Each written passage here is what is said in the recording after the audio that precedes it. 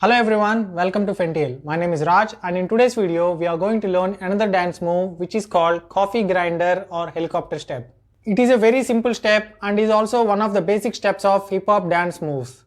This step is a floor movement and is normally added along with other floor movements while doing a hip hop dance. Let's learn this dance move. First take the squats position and then by keeping pressure on your hands, lift your legs up.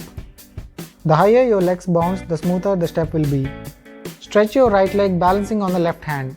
Then bring it across into a locked position. When you are moving your leg, you have to switch your balance from left hand to the right hand. Then the next step would be unlocking your right leg by lifting the left leg.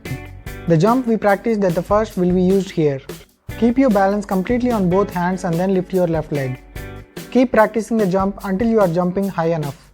Once you are comfortable, then you can try the complete circle. It's okay if your both legs are touching just a bit, but make sure you jump higher so that your right leg doesn't hurt your left leg ankle. When you're doing this step faster, with the momentum you'll normally jump higher. Then increase the repetitions to finish the coffee grinder step.